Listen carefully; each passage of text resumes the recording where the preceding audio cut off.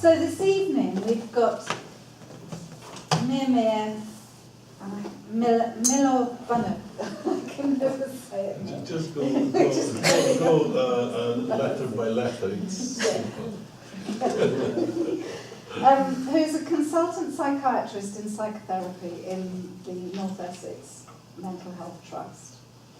And honorary senior lecturer at the Centre for Psychoanalytic Studies. He works with individuals in and out patients, teams, and different professional groups within mental health organisations, and also in private practice.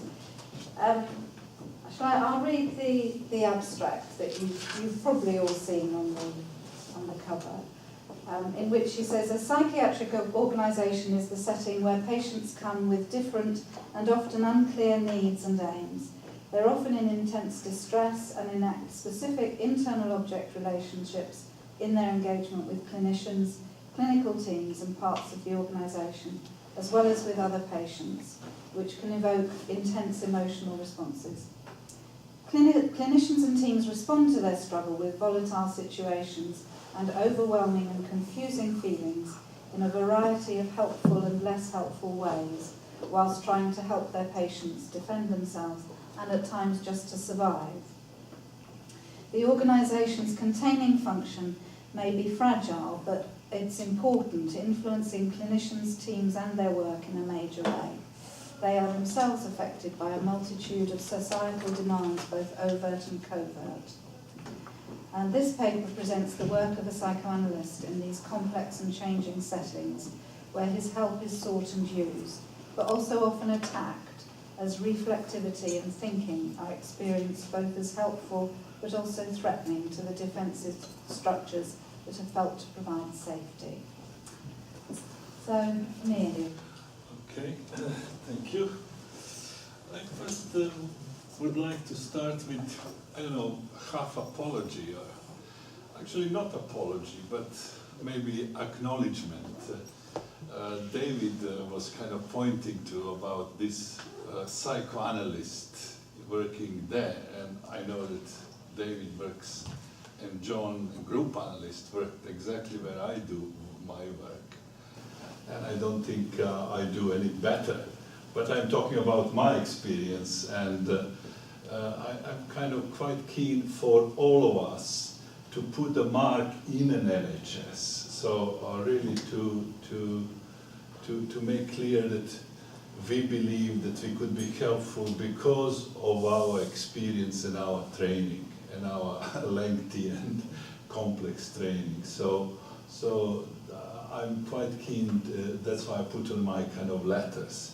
So it's to mark our presence, but so I don't think only psychoanalysts work, do this kind of work. I know that other colleagues do a very good work, and I know David and John do, yeah. Before I start, I just want to say that I feel a bit kind of limited in how much I can share with you about these vignettes and particular situations because of the confidentiality. And because of that, I chosen some situations and clinical situations from many years ago, maybe 10 years or something more, but still kind of feel uneasy, particularly if it is taped, and because as we know, our patients go and follow us on the internet, and some of them, luckily not all of them. So yeah, so to make this. So I'll start with something quite obvious, really, but I feel I need to state it as such. Being alive means being alive in our relationships with other people and ourselves. And relationship is always emotional relationship. This could be also expressed as owning emotional aspects of our relationships with other people. Some of these relationships and some of the emotional aspects are more or less threatening and frightening. For example, I could be frightened that I might be angry with my father, which in turn might mean I'm frightened that I might damage or murder him, or deeply offend him, etc., and then feel unbearably guilty, or that I might be endlessly needy of somebody's love and could be frightened as to where it could lead, etc. We protect, defend ourselves in our attempts to survive by cutting these links in myriads of ways. Thus we deaden ourselves and our relationships. Nonetheless, this pride doesn't feel too high compared with what we feel as it is at stake. Frequently, patients come and or are brought in against their wishes in states in psychiatric services, in states where they feel overwhelmed by very intense, primitive emotions which are part of their difficult internal object relationships, which inevitably are enacted with people in their social milieu. Immediately, these internal object relationships are enacted with clinicians, clinical team and organization in very intense and powerful way of very provoking, equally difficult, overwhelming and intense emotional responses from clinicians, teams and organization. It is part of my everyday work to help individual and outpatients, clinicians, teams and part of organization to deal with these at times extremely difficult situations. I will present few clinical situations and share with you my own experiences and thinking about them. And then we'll share with you some of my thoughts about some aspects of social containers that are present around this clinical context that have important effect on them. I thought maybe to start in my work, I use Bion a lot, but not only him, but for this theme of this evening, again, he is very much important, and I see there will be another kind of event talking about Bion's theme, Bion and his theory of thinking. So,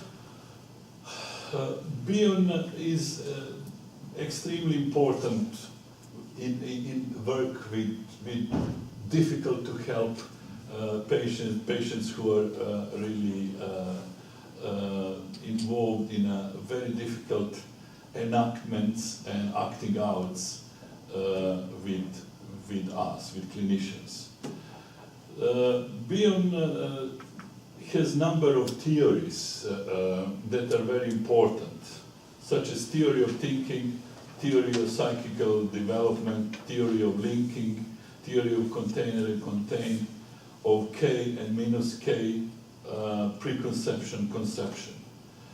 Although they look quite a lot, it seems that there is actually very similar or the same model behind all these theories, which is coming from Freud, particularly his two principles of mental functioning, and Melanie Klein's projective identification.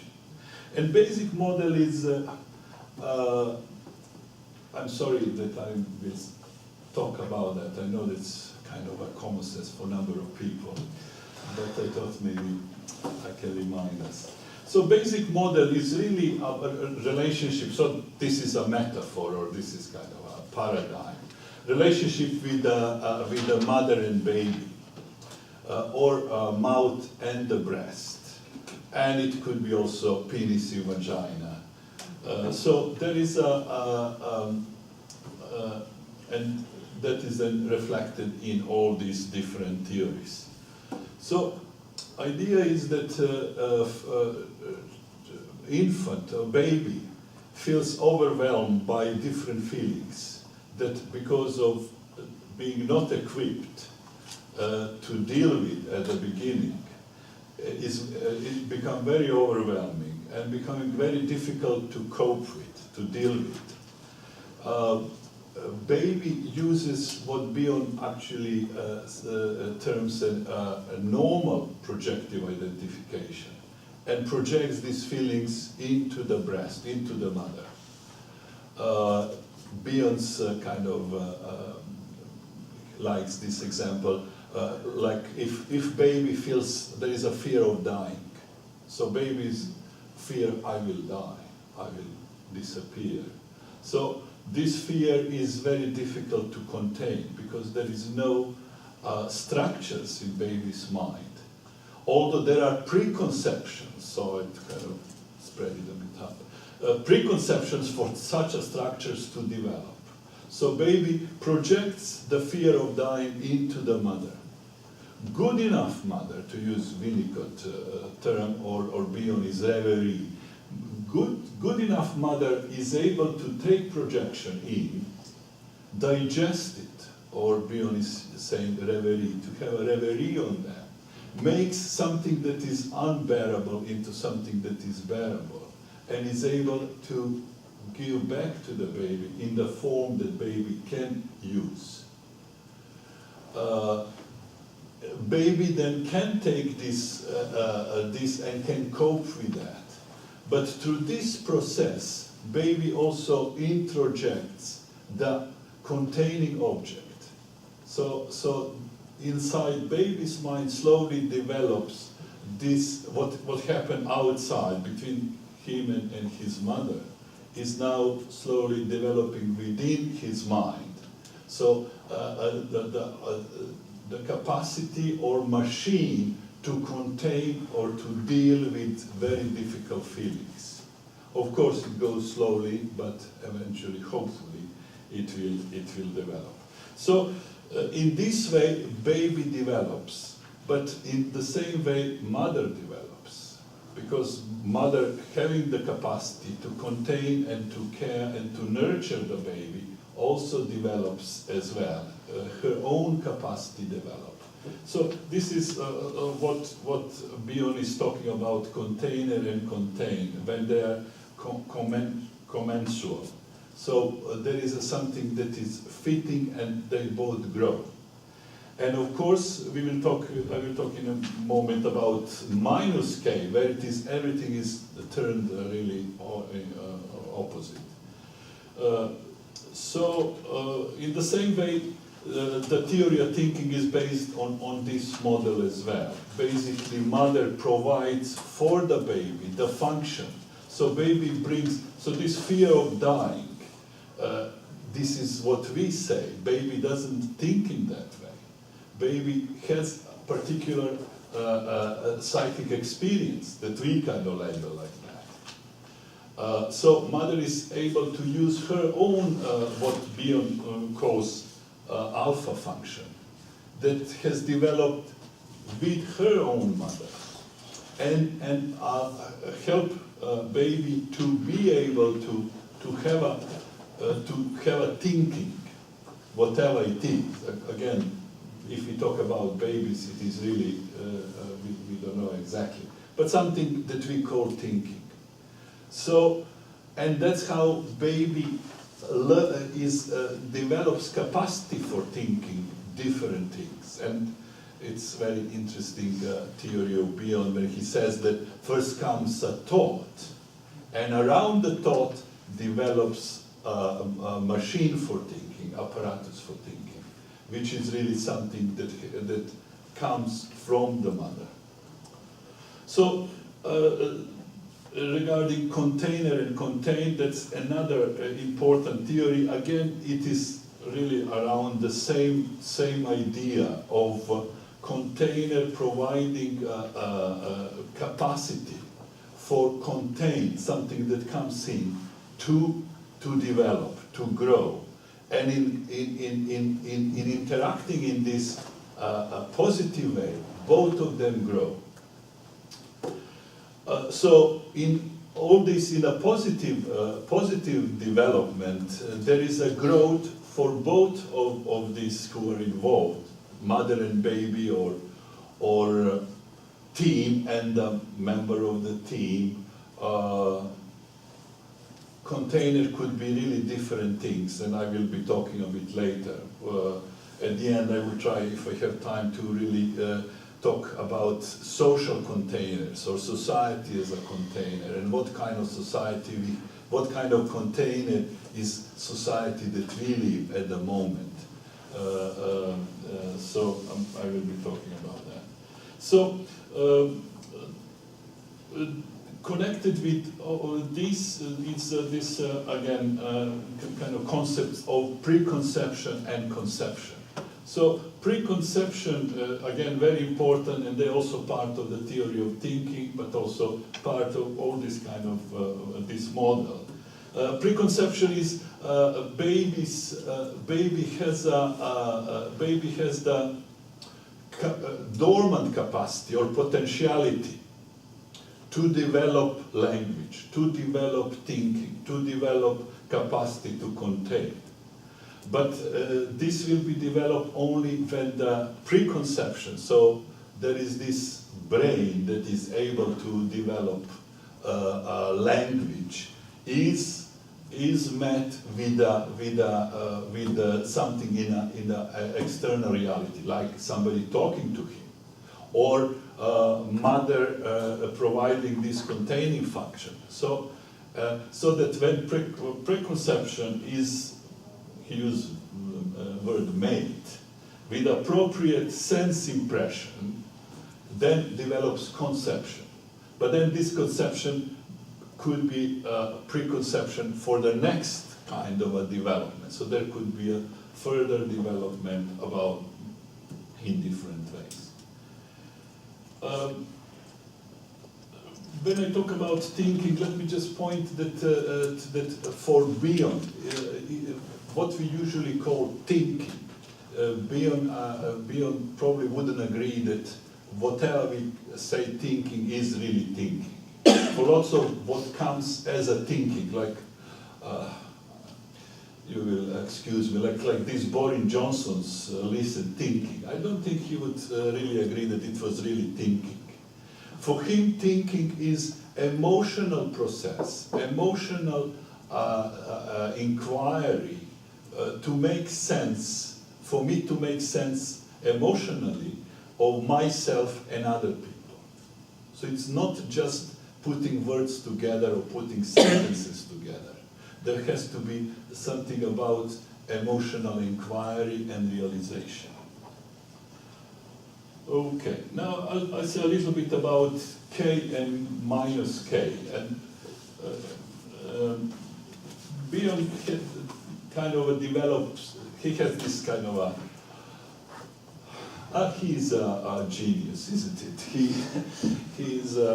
He is well versed in many sciences, in logic, in mathematics. I cannot follow him in that. He's very good in mysticism and religion, society. So he has this kind of idea. He developed this system of this quasi-mathematical formulae, which really is not mathematics, but he likes to use these metaphors from mathematics. So he developed, and he likes to use the different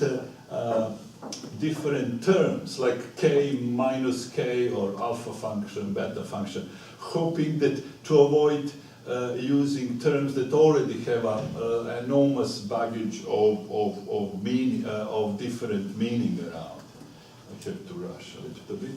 So basically, K is the function about, K comes from knowledge. So this is one of the mental functions or capacities for us where we want to know, we want to understand, we want to make a sense, make a meaning of something.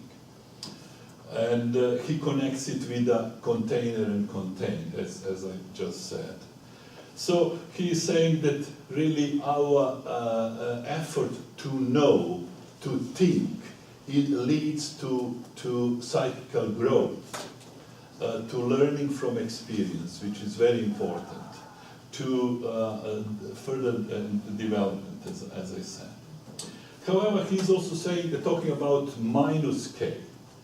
And minus K is a process and situation where the container is not the one who stimulates growth, but is actually undoing growth, undoing meaning, process of acquiring the meaning. let me read what so in minus K, there is a need to be rid of emotional complications, of awareness of life and relationships.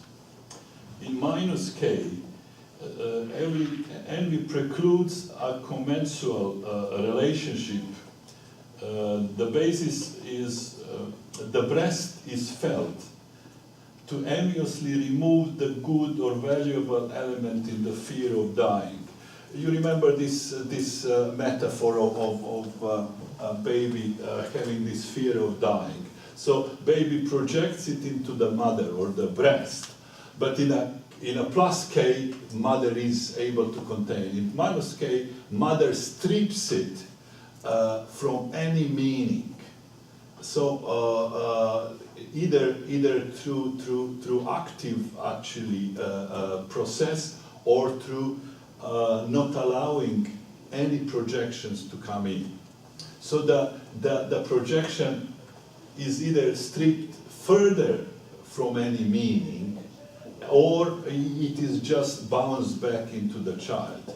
And then Bion says that the baby experience nameless dread. So something absolutely unbearably difficult to deal with. And what mother can strip from the fear of dying, can take out this will to live. Because fear of dying includes will to live. But if it is even this taken out from this very difficult to bear experience, then it becomes really absolutely no mental. So he's talking how in minus K there is stripping on meaning, of understanding, of mental life or life as such. So he's also saying that in minus K, container asserts the moral superiority and superiority in potency of unlearning, destroys rather than promotes knowledge, meaning, and understanding. It is an envious assertion of moral superiority without any morals. So the minus K apply to the groups. He says in K, the group increases by introduction of new ideas or people and thus leads to mental health. In minus K, neither group nor idea can survive, partly because of the destruction incident to the stripping and partly because of the product of the stripping process. Okay, so that's with Bion. I would like now to tell you a little bit about particular patient on particular ward and particular what happens between them. So I was invited to do. Do you want to turn the recording off? If you're talking about No, it's okay. I will not be kind of going in all the details, which I spoke last time, but I'll reduce it. So I was referred an inpatient on the ward. Basically, the consultant was saying, "Oh, this is a patient we don't know what to do," and he gives me lots of, for them, very baffling symptoms. And patient is already on acute ward more than a year, for more than a year. So I go to the ward, and with the idea I see the patient 3 times, and then come up with some kind of opinion or recommendation. What I find on the ward is that there is a patient finds herself in a very particular situation of constantly fighting with a team. There is a hostility from both sides. So, and there is some kind of isolation. So eventually I understand that patient has tried to kind of engage, and team has tried to engage early on. but somehow it is long ago where they gave up completely, and the patient is now involved into writing all kinds of complaints, coming to complain, attacking the team, and team responding with restrictions, with lots of rules, and yeah. So I'm seeing the patient, and they really would very much really. It seems that maybe most important motivation is to how to help them get rid of the patient, not necessarily to help them know the patient or work or engage. But in my mind, I came to see whether I could be helpful in that. So in working with the patient, I see that patient is idealizing me, but also patient is able to engage emotionally, and I soon kind of recognize this kind of a hostility or war, to be better to put. And but also I see possibility that I can maybe facilitate a discharge of the patient. So I organized the meeting between the patient, ward manager, consultant, and the nurse. And it's interesting, so it was arranged, I come there, and the consultant comes, and then there is a board is very chaotic, as to be expected, and then everybody is very kind of surprised, and including the manager. Oh, so what is it? But we arranged the meetings. Oh yes, but we are busy. We cannot see it. We have to do things. Everything is on our shoulders. So consultant retreats. I said, no, we have arranged. You agreed. We should have the. So a meeting goes well, and I feel there is some kind of a contact made, and then we make a kind of a plan together with the patient about discharge. And then from then on, things go from bad to worse. For somehow, everything was sabotaged. You see, somehow the plan that we made is possible to adhere to. Eventually, I found myself, despite my kind of a good wishes, feeling that I cannot just leave, because I feel that the patient is very much isolated and in a kind of very, again, the war is between them. But so I feel I need to support the patient while trying to work with the team. So that's how situation is. But eventually the situation becoming more difficult. And then it was on Christmas Eve. Christmas Eve, I'm somewhere else, and there is a phone call. And somebody tells me the name, and I don't know the person. Only later, as the person talking, I kind of have vague memory that there was somebody new, a new professional within the unit.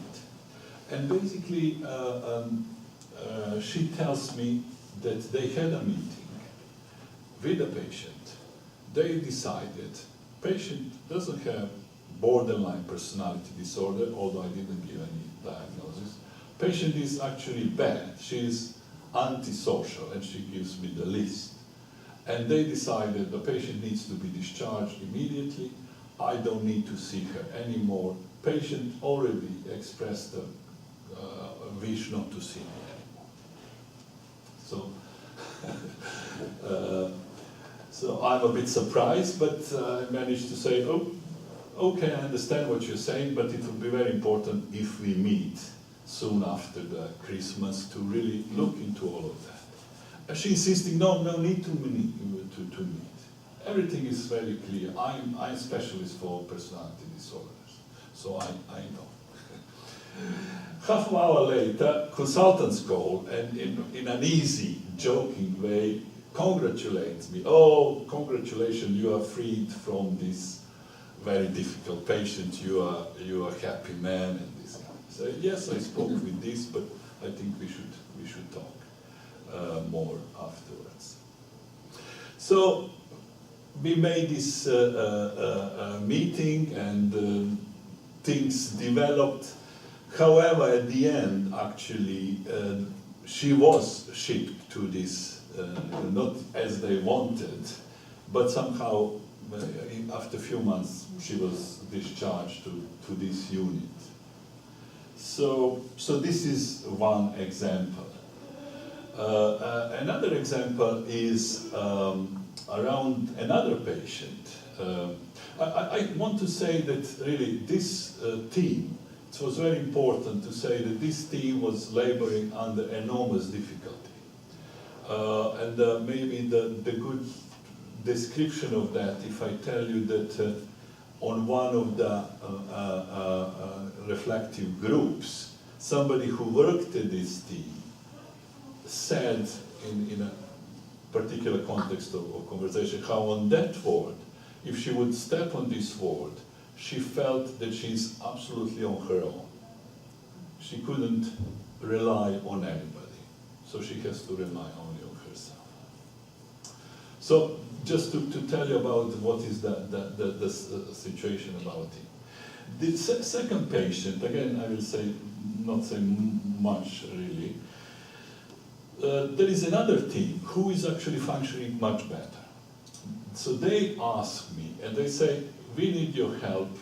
There is a great splitting in the team. We have tried to deal with that, but we are not going anywhere with this particular patient. And this is an 18 years old patient who looks as being 16 or even younger. So I agree, I said, okay, let's meet 3 times. And what happens, just to kind of summarize, in a first meeting, so they are telling me what they do, they recognize the patient is really influencing the team to split. They try this, they try, but somehow it doesn't work. So as we go slowly from there, what we see and what came out is how deeply everybody was affected. There are 2 groups of people, one in a patient's good book, another in patient's bad book. But all are deeply affected. And what they didn't realize, and what was very important, is that they were able to share that in these meetings. So the group that is in a good book are in absolutely unbearable position. Patient would be very in distress, deeply distressed. This is actually acutely suicidal patient who attempted very serious suicide attempts. So patient would come at the window by the nursing station and look distressed and look in particular clinician, nurse. And nurse would feel enormously kind of pulled to help. But immediately she would be aware, think, oh, my colleagues from the other group are observing me, and they will think I'm sabotaging our plan. So she would feel very guilty regarding the patient, very persecuted regarding the colleagues, and feel very bad about the whole situation. Particularly it was very difficult when patient ran away. Everybody was rushing to find her around. And she was thinking, oh, I will find her. She might kill herself. But then she was feeling, but they will say I shouldn't go there, or I should go there. So in this kind of very, very deep distress herself. The other group that were in bad books, actually a patient would come to each of them and would really say something that would make them completely psychologically collapse. And that was, and it seems the patient had a capacity to find a really weak spot and to go exactly into this spot. And they first were saying, oh, she was racist, because to black nurses she would say something about race. but she would go to white nurse and she would say something different, but with equally really distressing for them content. So what was very important is that the team was able to understand each other better, because they were able to share very distressing experiences, and they found it quite helpful. So to go back to kind of a beyond is in this particular second vignette. I want to say how inside this patient there was these internal objects. One was this absolutely cruel, rejecting, uncontaining mother, and completely distressed, deeply vulnerable child. And patient would, this internal object relation was immediately projected onto the team, in some individually, but team as a whole. So she would project very often this rejecting, nasty mother, where she would feel very kind of rejected, uncontained, full of unbearable feelings. At other times, she would identify with this cruel and nasty mother, and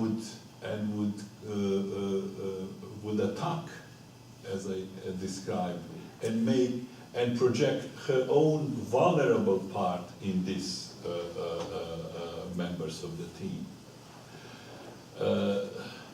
However, what was important is that the team was able to really ask for help, and was very importantly able to use the help that I could provide, but also they were able to provide the helpful containing environment, this group that was able to share, that was able to think, that was able to search for the meaning of all of that, to recognize emotional interaction, emotional engagement with the patient.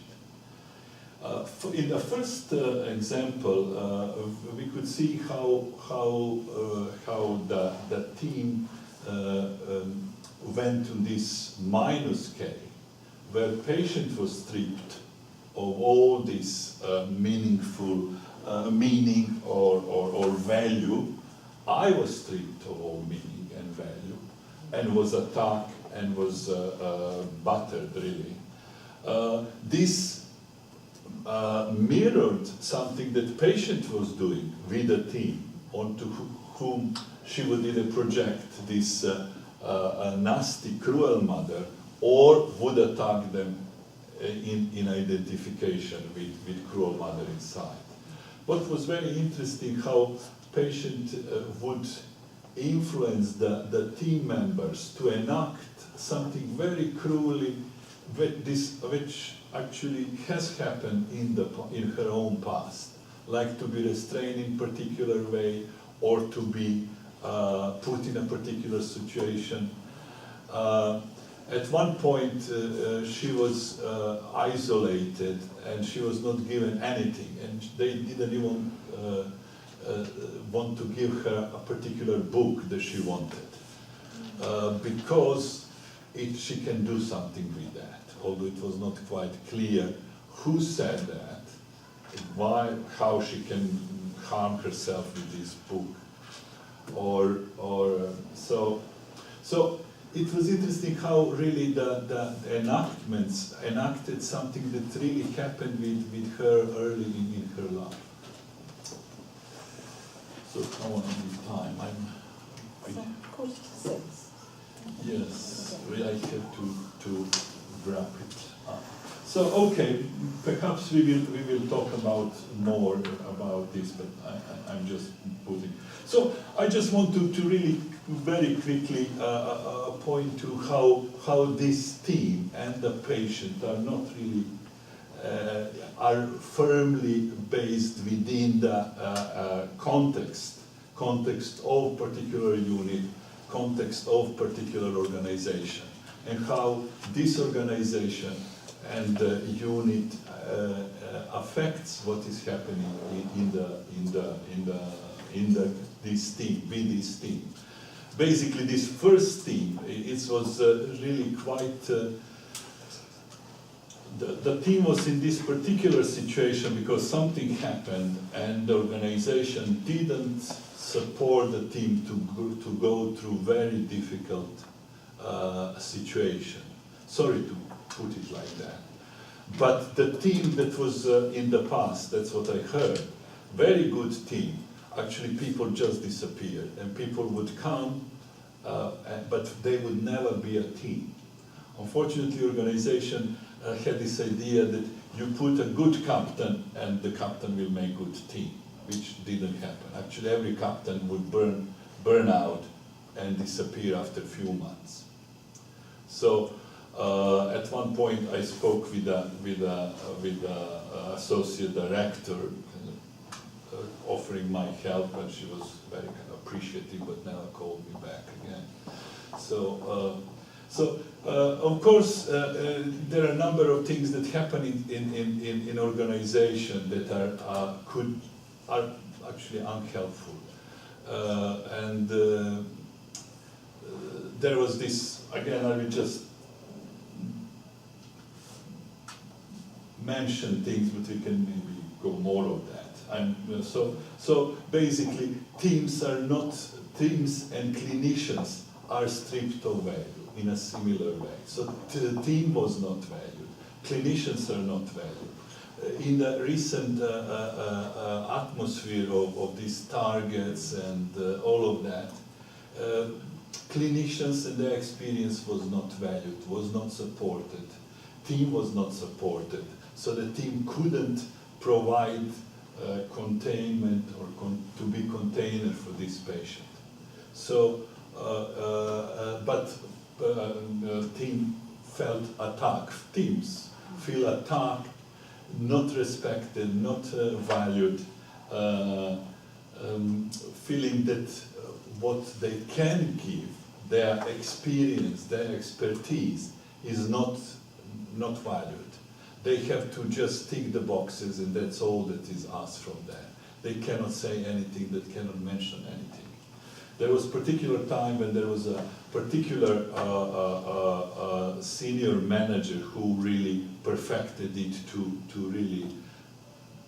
to a high degree, where everybody was terrified, nobody dared to say anything.